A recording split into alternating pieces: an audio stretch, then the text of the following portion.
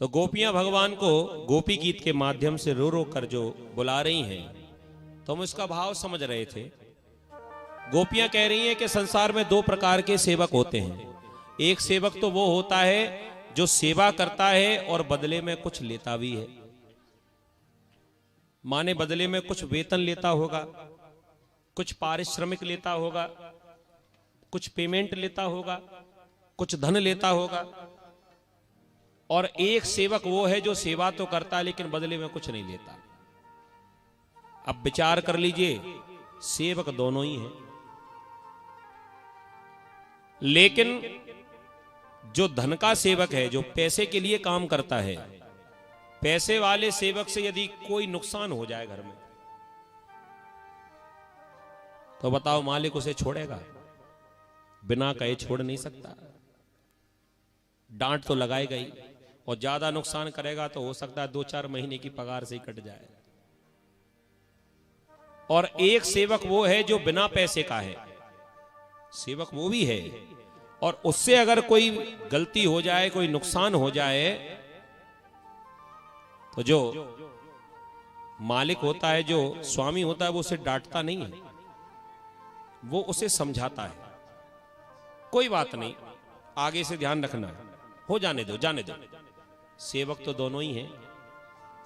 तो गलतियों पर स्वामी जिसको क्षमा करता रहे, ऐसे ही हम भी आपकी सुरत नाथ ते अशुल्क दासे का। अशुल्क माने बिना शुल्क की, बिना पैसे की, निशुल्क दासी हैं। महाराज यदि हमसे गलती हो गई तो कृपा करके हमें क्षमा करो ना।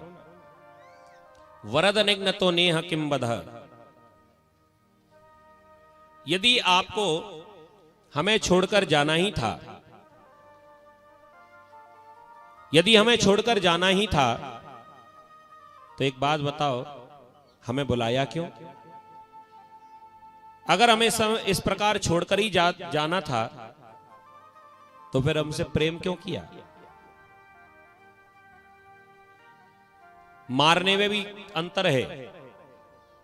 एक तो होता है शस्त्र का मारना, तो महाराज केवल शस्त्र का मारना ही मारना नहीं होता। आपके जो नेत्र है ना, ये भी किसी शस्त्र से कम नहीं है।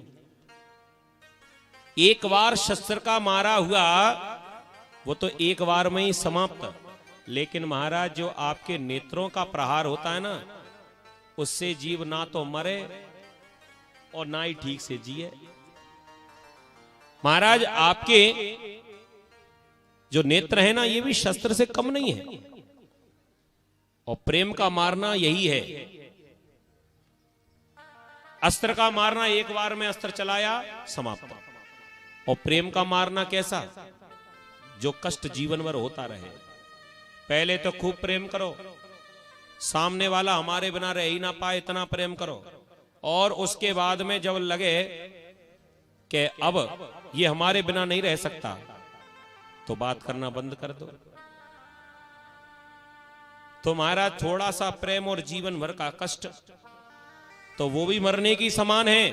और एक मरना है शस्त्र का, थोड़ी देर कष्ट हुआ और प्राण निकल गए। तो महाराज आपने जो हमारे साथ किया ये ठीक नहीं किया। पहले बुलाया और फिर खुद ही हमें छोड़कर चले गए, ये अच्छी बात नहीं है। जीवन में जब भी जब कष्ट पड़े, विष जला पया ब्याल राक्षसा वर्ष मारुता वैद्युतानला। जीवन में जब भी जब कष्ट पड़े,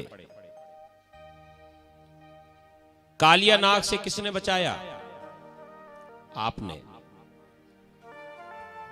ब्याल राक्षसाद, वो आ गया था अघासुर, अघासुर से किसने बचाया?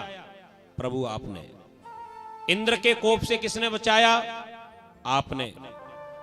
जब सारी समस्याओं से आपने बचाया, तो महाराज आज भी हमारे जीवन में एक कष्ट है, वो है आपका विरह। तो जब तक आप नहीं आओगे तब तक ये कष्ट समाप्त होने वाला नहीं है। तो कृपा करके आप हमें दर्शन दीजिए। रो रो कर जब परेशान होने लगी, गीत गाने लगी, रोती जा रही हैं, गाती जा रही हैं, और ये विशेषता केवल माताओं में ही हो सकती है। ये एक ही समय में दो काम कर सकती हैं। कोई व्यक्ति या तो रो ही सकता है, रोने के अलावा दूसरा काम नहीं कर सकता, या तो गा सकता है या रो सकता है। लेकिन धन्य माताएं ये एक ही बार में 3 से 4 काम कर लेती है। उसी समय रोती जाएंगी, उसी समय गाती भी जाएंगी। ऐसा कब करती हैं? जब अपनी बेटी की विदा करती हैं। बेटी की विदा के समय रोती भी जाएंगी, गाती भी जाएंगी, और बेटी को कुछ ना कुछ समझाती भी जाएंगी कि यहां जाना तो इतने पैसे चढ़ाना, इससे ज्यादा मत चढ़ाना। एक ही समय में कितने काम कर रही हैं। और तब तक कोई आ गया, बुआ जी बतौर की चाबी। सो चाबी निकाल के भी दे दी, और जब चाबी लेकर वो जाने लगी सो कहना, सुनो ये चाबी हमें ही देना, किसी और को मत देना। एक ही समय में कितने सारे काम। तो गोपियां दुखी हैं और उसी समय रोती भी जा रही हैं और गाती भी जा रही हैं। सुंदर गोपी गीत गाया। भाव तो बहुत बड़ा है, उतना समय नहीं अपने पास में। सो भगवान गोपी गीत को सुनकर, इन गोपियों का विरह देखकर, इन गोपियों का भाव देखकर और प्रसन्न हो गए। जिस सुंदरता पर, जिस श्रृंगार पर इतना अभिमान कर रही थी, आंसुओं की धारा में वो सारा श्रृंगार धुल गया और निराभिमानी होकर भगवान को बुला रही थी। और भगवान ने आज कृपा की और भगवान गोपियों के मध्य में प्रकट हो गए। बोले कृष्ण कन्हैया लाल की।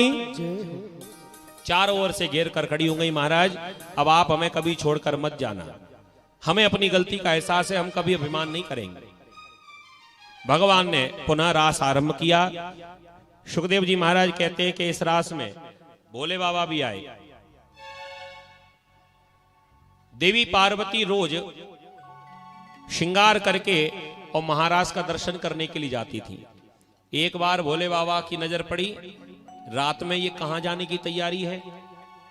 पार्वती जी कहने लगी हम वृंदावन जा रही हैं। वहां क्या है? कह दिया वहां भगवान रास विहारी रास रचा रहे हैं। भोलेनाथ कहने लगे तो हमें भी ले चलो, हमसे क्यों नहीं बताई? कह दिया नहीं नहीं, वहां केवल स्त्रियों का ही प्रवेश है, वहां पुरुष नहीं जाते। भोलेनाथ कहने लगे तो हमें तो जाना है। कह दिया आपको कोई भीतर घुसने ही नहीं देगा, केवल स्त्रियों को प्रवेश है। इतना कहकर पार्वती जाने लगी। भोलेनाथ ने मन में सोचा अब दर्शन तो हम करके ही मानेंगे, कुछ भी हो जाए तो चाहे हमें अब पुरुष से स्त्री क्यों ना बनना पड़े। सो पार्वती जी की पुरानी साड़ी रखी थी, सो उठा के उसी को ही लपेट लिया। फिर सोचा थोड़ा श्रृंगार होना चाहिए, तो श्रृंगार की सामग्री तो बहुत सारी रखी है, लेकिन कौन सी चीज कहां लगती है ये तो ज्ञात ही नहीं है। अब श्रृंगार तो बहुत सारा था। मन में सोचने लगे, ध्यान करने लगे।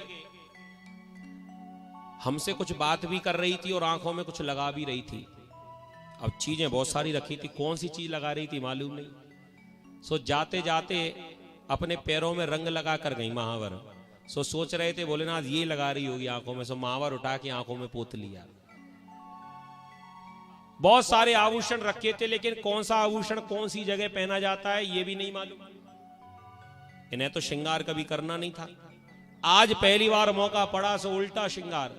जो कान का था उसे नाक पे लटका लिया, जो गले का था उसे सिर पर टांग लिया, जो सिर का था उसे गले पे टांग लिया, और लंबा सा घूंघट बनाकर और भोलेनाथ आज वृंदावन की ओर जाने लगे। आवाज लगाने लगे, अरे पार्वती रुक जाओ, मैं भी आ रही हूं। पलट कर देखा, ये आवाज तो हमारे पतिदेव जैसी लग रही है। भोलेनाथ हंस के कहने लगे तुम्हारा पति ही तो हूं। अरे ये क्या हाल बना लिया?